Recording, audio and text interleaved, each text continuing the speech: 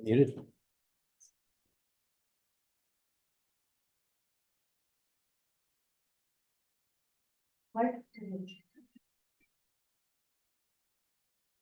Yeah, Coach, I guess two things. You said the other day that sometimes you look out there and you see 6 or 7 different identities during the game that you're trying to obviously narrow that down. Was that an issue today? And also if you can just talk about the difficulty of stopping cop.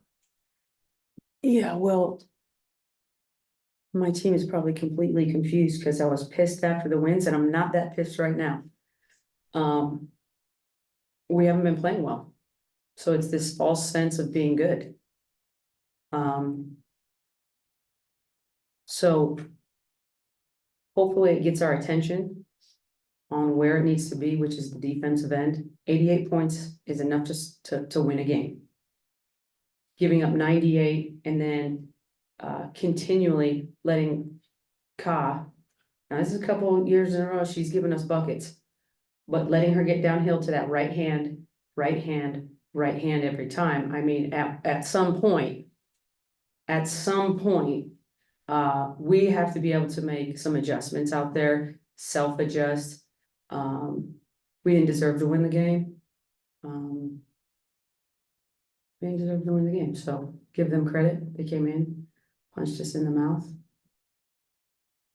We'll see what we're made of on Saturday.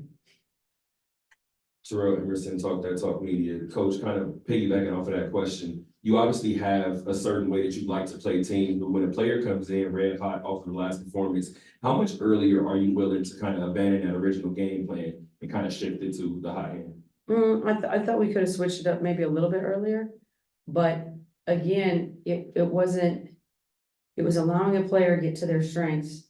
You know, when you're game planning and you're scouting, there was a scheme.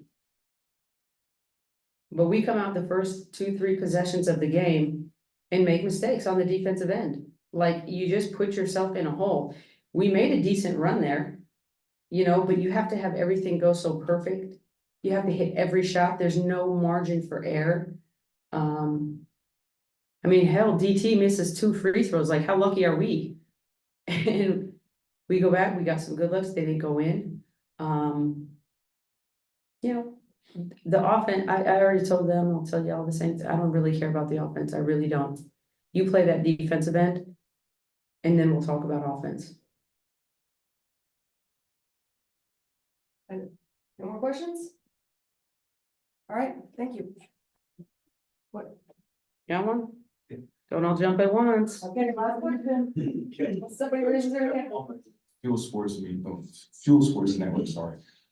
You talked about defense being the main focus in your game plan. Do you think the team was away on that journey today? Do you think the team was really more so not playing the defense that you want to see out of this team and the defense that we know a back-to-back 2-time champion can actually play? I mean, of course we're not playing defense. That's not what I want to see. I don't want to see 98 points rung up on our home court. They had offensive rebounds in that first quarter. We just were not locked in. We were not ready to go. I can give them the best game plan in the world or the worst. What they put into it is what they're going to get out of it. At a certain point, you have to say, I'm going to stop my man. And we have 2 of the best defensive players in the league. 3, 4. We got good defensive players. So the fact that people are coming in here and having career highs on our floor, whether that's, you know, Hamby in the paint, giving us work, or Ka out here, like at some point, you got to do the do. You have to be about it. And that's 2 games in a row that I thought we were not very good defensively at all. And it's our base. I'm not putting any junk defense. I'm not changing the defense until you get this down right. Then we'll talk about it. But we're not looking to sprint into things when we're barely learning how to walk here. So you can't skip steps.